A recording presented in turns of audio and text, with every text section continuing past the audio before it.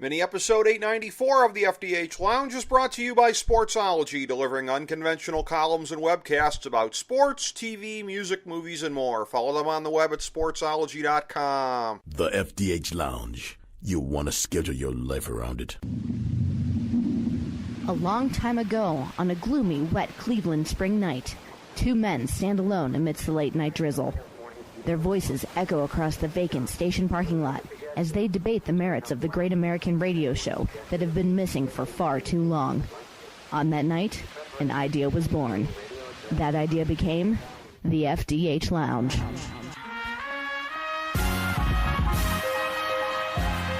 Welcome to the FDH Lounge. Welcome to FDH Lounge mini episode number 894 and our preview of NFL Week 7. I'm FDH Managing Partner Rick Morris here with a look around the league and picks for each game. I was 5-9 last week, 0-3 on my Big 3 and 0-1 on my lock pick, bringing me to 44, 46-1, 10-8, and 4-2 on the year in those categories. Last week was a complete bizarro week, the opposite of the previous slate when I really cleaned up, so we'll see how this goes. On a somewhat related note, our weekly power rankings, which like this show can always be found at the FDH Lounge multimedia magazine, the fdhlounge.blogspot.com, were probably the toughest to compile this week that they have been in several years. Everything seems like it's up for grabs right now, so here we go. We've got Houston and Detroit on the bye this week. Up first on Thursday, the ancient rivalry dating back to AFL days flares up again when Kansas City goes to Oaktown, laying 3 up from 2.5. It's a must-win game for the Raiders, who should be able to exploit the Chiefs on the ground enough to cover. On Sunday in the Brian Billick Bowl, the Vikings host the Ravens, spotting 5.5. Baltimore has shown itself incapable of beating a good team this year, so don't look for them to hang here. The Jets and Dolphins are both looking a little better right now than you might have expected. Miami's at home laying a field goal. New York in particular has played well above their heads this year, so don't look for them to get over on the Finns twice. In the NFC West in recent years, Arizona took over from San Francisco as the prime rivals to Seattle. Now the Rams are staking their claim. They're technically at home, but in London versus the Cards, giving 3 up from 2. Remarkably, the Rams have looked much more like a legit team this year, so even though weird things always happen in London, they're the choice. Two teams stuck in the gooey middle of mediocrity in this league square off Sunday when Buffalo spots Tampa 3 points at home. The Buck D presents an opportunity for a get-well game for Tyrod Taylor, and it says here that he'll take advantage of it and root to a cover. New Orleans going to Lambeau Field laying 4 down from 4.5. Oh, what a difference Aaron Rodgers makes. These two teams have between them 2 of the last 5 Super Bowls won by NFC teams. Lay the number. The other 3 Super Bowls won by NFC teams out of the last 5 are between the Giants and Seahawks, who coincidentally square off in the Meadowlands, with Seattle laying 4.5 down from 7.5. Seattle is coming in off of 2 wins and then a bye, and not playing an East Coast 1 o'clock game, so New York should revert to their previous crappiness here. It's a long way from the huge 90s rivalry days when Dallas goes to Frisco, laying 7 up from 4. The Niners are still riding the sugar rush of a new QB and have been hanging close in many of their losses, so they should get at least a backdoor here. With a line move that shows how quickly two teams' fortunes can change, Denver visits the Junior College Soccer Stadium in LA and had been laying 2.5, but the game is now a pick'em.